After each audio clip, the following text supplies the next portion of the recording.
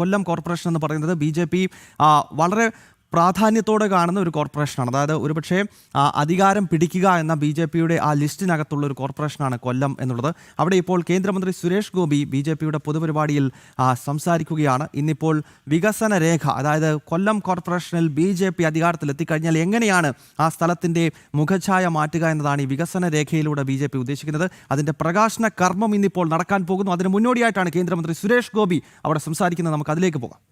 നിങ്ങളല്ല നിയമം അക്കൗണ്ട് അങ്ങനെ ഒരാൾക്കും തല ഉയർത്തിപ്പിടിച്ച് ഞങ്ങൾ കൂട്ടിച്ചു എന്ന് പറയാനൊക്കത്തില്ല. നാണിച്ച് തല കുനിച്ച് പറയാം, ഞങ്ങൾ ചില രാഷ്ട്രീയ വിക്രിയകളിലൂടെ വക്രത്തിലൂടെ അത് നശിപ്പിച്ചു എന്ന് മാത്രമേ നിങ്ങൾക്ക് പറയാൻ സാധിക്കൂ.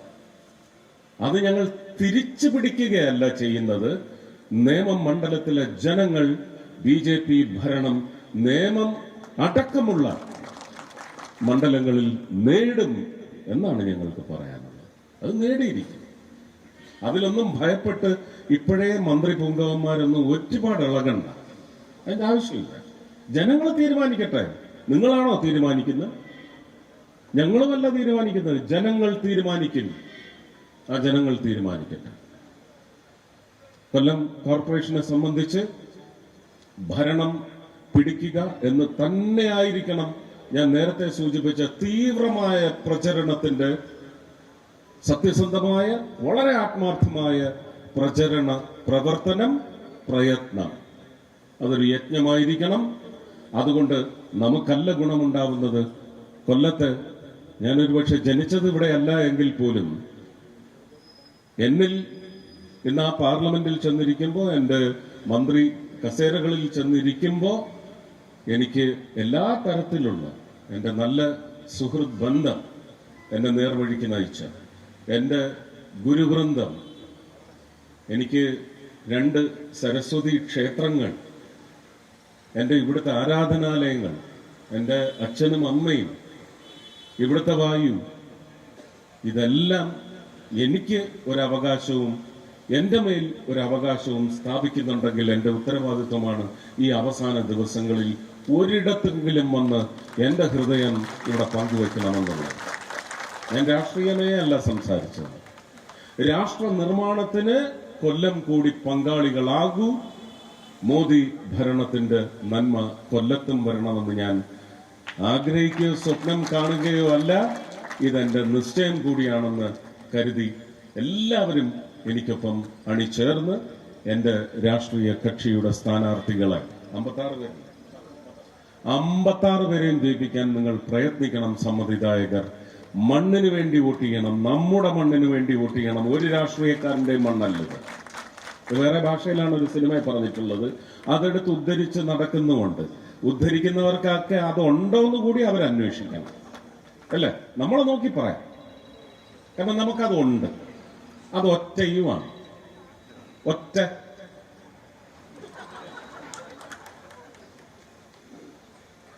ഗംഭീരമാണ്. എനിക്ക് ഇതിൽ കൂടുതൽ ഒന്നും പറയാനില്ല. ബാക്കി വിഷയങ്ങളൊന്നും നോക്കരുത്. ഇപ്പോ അതിനൊക്കെ ഇവിടെ നിയമമുണ്ട്, പോലീസുണ്ട്. ഇനി CBI വരും, NIA വരും, EDയും വരും. അന്നേരം കിടന്ന് കൈയും കാലും ഇട്ട് അടിക്കരുത്. കാരണം എത്രയോ കേസുകൾക്ക് ഇങ്ങനെ ഒന്ന് വെച്ച് വഴി മാറാൻ തള്ളിയതിന് കേസ് കോടതി കിടക്കുന്നതുകൊണ്ട് ഞാൻ ഒന്നും പറയാൻ പാടില്ല. എന്തോ സംഭവിച്ചു എന്ന് പറഞ്ഞ് എന്നെ ഒറ്റിയ ഒരു സമൂഹം ഇവിടെ ഉണ്ട്. ഇവിടെ അല്ല, കേരളത്തിൽ.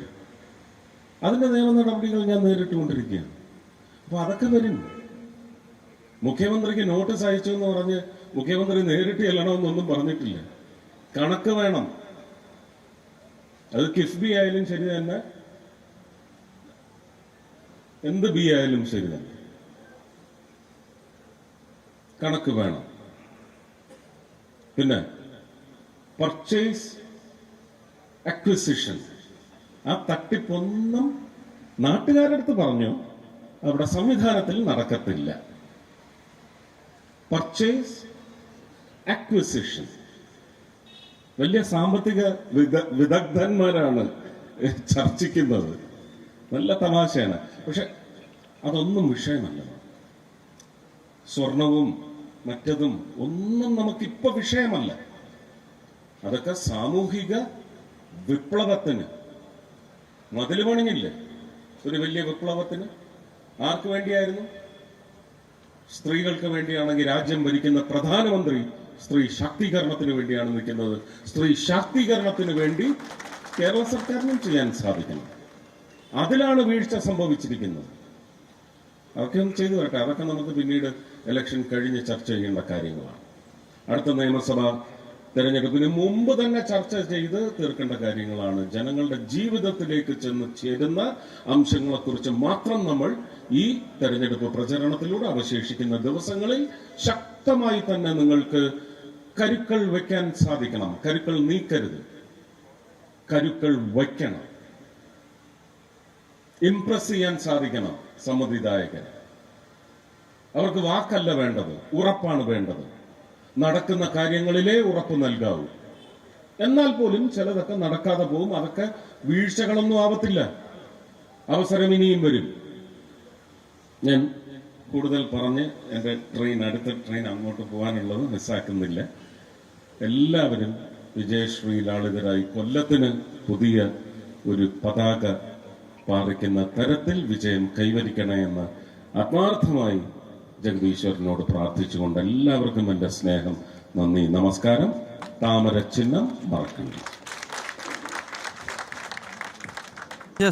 കൊല്ലം കോർപ്പറേഷനിൽ BJPയുടെ വികസന രേഖ ഉദ്ഘാടനം ചെയ്യുന്നതിന് മുന്നോടിയായി കേന്ദ്രമന്ത്രി സുരേഷ് ഗോപി സംസാരിക്കുകയായിരുന്നു. ഇപ്പോഴാ വികസന രേഖയുടെ പ്രകാശന ചടങ്ങിലേക്ക് കാര്യങ്ങൾ കടക്കുന്നതായാണ് മനസ്സിലാക്കാൻ കഴിയുന്നത്. കൊല്ലം കോർപ്പറേഷൻ BJP ലക്ഷ്യമിടുന്ന കോർപ്പറേഷനുകളിൽ ഒന്നാണ്. തിരുവനന്തപുരത്തിന് സമാനമായി വലിയൊരു മുന്നേറ്റമാണ് കൊല്ലത്തും BJP തദ്ദേശ തെരഞ്ഞെടുപ്പിൽ ലക്ഷ്യമിടുന്നത്. കേണൽ എസ് ഡിന്നിയെ പോലെയൊക്കെയുള്ള പ്രമുഖ വ്യക്തിത്വങ്ങൾ നമുക്ക് ആ ദൃശ്യങ്ങളിൽ തന്നെ കാണാൻ സാധിക്കും. സുരേഷ് ഗോപിക്കൊപ്പം കേണൽ എസ് ഡിന്നി, അദ്ദേഹം ഈ തെരഞ്ഞെടുപ്പിൽ ഒരു വാർഡിൽ നിന്നും ജനവിധി തേടുകയാണ്. അദ്ദേഹം പ്രതിരോധ മേഖലയിൽ നിന്നുള്ള വിദഗ്ധനാണ്. മാത്രമല്ല ഭാരതത്തിന് വേണ്ടി സൈനിക സേവനം അനുഷ്ഠിച്ച കേണൽ പദവിയിലിരുന്ന ഒരു വ്യക്തിത്വമാണ്. അപ്പോൾ അങ്ങനെയുള്ള സമൂഹത്തിൽ വലിയ നിലയിൽ പ്രവർത്തിച്ചിട്ടുള്ള ആളുകളെയെല്ലാം അണിനിരത്തിക്കൊണ്ടുള്ള ഒരു തെരഞ്ഞെടുപ്പ് പോരാട്ടമാണ് ഈ തദ്ദേശ തെരഞ്ഞെടുപ്പിൽ BJP കേരളത്തിലെമ്പാടും നടത്തുന്നത്. കാരണം 3 മാസങ്ങൾക്കപ്പുറം നടക്കാൻ പോകുന്ന നിയമസഭാ തെരഞ്ഞെടുപ്പാണ് BJPയുടെ ടാർഗറ്റ് എന്നത്.